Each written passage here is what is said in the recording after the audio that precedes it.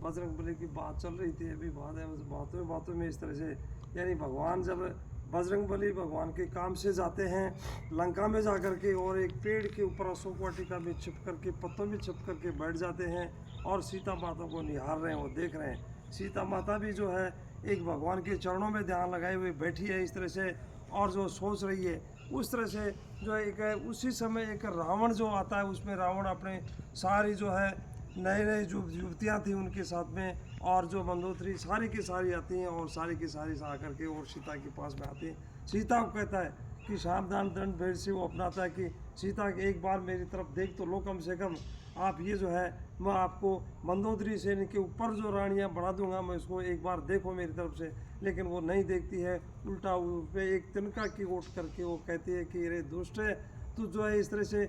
जो इसमें बताया कि उसमें, और उस भगवान को जो एक सूरज का उसमें बताया गया है कि आपके एक जुगनू की तरह आप हो इस तरह से, और इसमें यानी उसको जो है इसमें अहंकार आ गया उसमें, यानी उसमें रावण में।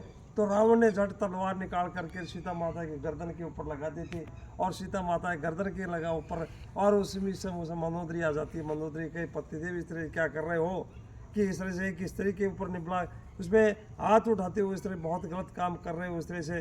तो उसने हाथ तलवार को छोड़ करके एक त्रिजटा राक्षसी थी उनके साथ में सारी राक्षसियों को कहता है कि इस तरह से जो एक महीने भर में यदि सीता मेरे को अपना लेती है, मेरी तरफ देख लेती है, तो इसको जैसे जैसे इसको मनाओ इस तरह से करो।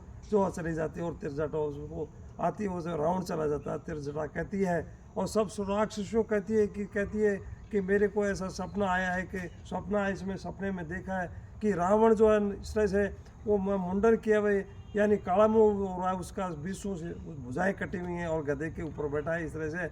और मेरे को सपना आया है माता सीता की आप जो सेवा करते जाओ, और इस तरह से ये लंका भी जल्दी जलने वाली है इस तरह से मेरे को सपना आया है। तो कुछ ही समय में ये सारी बातें जब बजरंगबली सुन रहे थे तो उसी समय जो है एक उसके बाद में एक अंगूठी गिरती है। तो अंगूठी गिरने के बाद में जो है वो समझ जाती है। समझने के बाद में वो चाहते हैं कि वो समझ सारे कि भाई जो एक अंगूठी किसने गिराई है, तो वो मेरे को आकर भगवान जो बजरंगबली जाते हैं एक छोटा सा रूप बना करके, कितना सा बड़ा रूप बना करके वहाँ पहुँच जाते हैं, नीचे आ जाते हैं, और वो कहते हैं कि मैं जो वो उसको पूछते हैं सीता माता कि भाई तुम कौन हो।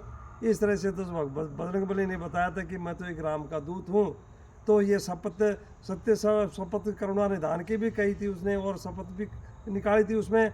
लेकिन उसने बताया कि मैं एक भगवान के कार्य से आपकी खोज के लिए आया हूँ यहाँ। तो इसमें बताया था कि उसमें छोटा सा रूप कि भाई ये तो तुम तो हनुमान इस तरह से छोटे हो, और राक्षस तो बहुत बड़े बड़े हैं, तुमने जो है इस तरह से कैसे बंदरों की और जो है इसमें कैसे मुलाकात हुई, पूरी कहानी वो बताते हैं। पूरी कहानी के बाद में जब वो जो है वो कहते हैं कि सीता माता से कहते हैं कि माँ मैं जो है एक फल खाना चाहता हूँ इस तरह से, जो है कि बड़े बड़े राक्षस हैं, तुम उनका मुकाबला कैसे कर पाओगे छोटे से। तो भगवान ने बजरंगबली ने एक बहुत बड़ा रूप बना करके दिखाया था सीता माता को। सीता माता को दिखाने के बाद में सीता एक पहचान गई थी कि जो एक छोटा रूप बना लिया फिर बाद में, क्योंकि भगवान को तो वरदान था सूक्ष्म बनाने का भी और जो एक बड़ा रूप बनाने का भी। इस तरह से उसको जो है सब राक्षसों को मार करके जो है उसमें रावण के पास में पहुंच जाते हैं, सारे के सारे राक्षस पहुंच जाते हैं। और सारे राक्षस वो कहते हैं कि कुछ एक को तो मार दिया था, और कुछ राक्षसों के पास रावण के पास में जाते हैं, शिकायत करते हैं कि महाराज इस तरह से बंदर आया है और बंदर सब राक्षसों को खत्म कर दिया है इस तरह से आप। तो वो जो है इस तरह से अपने बेटे को अक्षय कुमार को भेजता है। अक्षय कुमार भी वहाँ चला जाता है सेना लेकर के, और जो सेना लेकर के वहाँ जाता है तो उस अक्षय कुमार को भी एक मुक्का लगाता है और ख़त्म हो जाता है वो। और इस तरह से अक्षय कुमार के बाद में जो है वो सारे बच जाते हैं, राक्षस वो जाते हैं उसमें रावण के पास में जाकर के शिकायत करते हैं अपने पर। उसके बाद में रावण अपने बेटे उसको मेघनाथ को भेजता है, और मेघनाथ पूरी सेना लेकर के जाता है, और फिर पूरी सेना लेकर के उसमें चला जाता है। और उसके बाद में जब वो सुबह आ रहा था, देख रहा था, हनुमान जी देख रहे थे, बजरंगबली देख रहे थे कि बड़ा राक्षस है, तो एक हनुमान जी ने एक पेड़ उखाड़ लिया था और उसको बिना रथ के कर दिया था। इस तरह से बिना रथ के करने के बाद में अब हनुमान जी जो है उसमें पेड़ के ऊपर चढ़ गए थे, एक पेड़ के ऊपर चढ़ गए थे उसमें।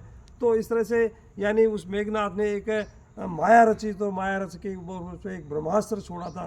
तो हनुमान जी एक ब्रह्मास्त्र में अपने आप स्वयं ही बंध गए थे। वो यानी भगवान के जो श्री राम के जो भगत थे, तो वो को तो सब माया भगवान के थे, लेकिन वो अपने आप ही स्वयं में उसमें बंध गए थे। तो बंधने के बाद में राक्षस के उसमें रावण के पास में ले जाते हैं। तो रावण को जो है इस तरह से उनकी वार्ता होती है, और वार्ता कहते हैं कि तो भाई कौन हो तुम, इस तरह से। तो भगवान ने कहा था, हनुमान जी ने कहा था कि अरे मैं दुष्ट समझ जा, अभी भी मैं उसी राम का भक्त हूँ जिस राम जो ब्रह्मा विष्णु महेश तीनों के तीनों उसके अधीन रहते हैं। और अधीन होने के बाद में ये सारे यानी उस बाली को मारने वाले बाली ने तेरे को इसमें पूंछ में लपेट करके समुद्र के 4 चक्कर लगा देते, इस तरह से। यानी उसी का मैं दूत हूँ, इस शब्द धनुष को भी दौड़ दिया था, और उसी का मैं जो है दूत हूँ, दूत बन करके सीता का पता लगाने के लिए आया हूँ। भगवान राम माफ़ करने वाले हैं, अब भी समझ जाओ, भगवान सीता को वापस भेज दो, भगवान आपको माफ़ कर देंगे। इस तरह से बजरंग बली के बहुत बड़े बड़े काम हैं, यानी अपने छोटे से काम है। अब सबको ये कहना चाहूँगा कि पढ़ने वाले लड़के हैं तो भगवान जी बजरंग बली को जरूर स्मरण करें, और हनुमान चालीसा निश्चित रूप से पढ़े। धन्यवाद। वो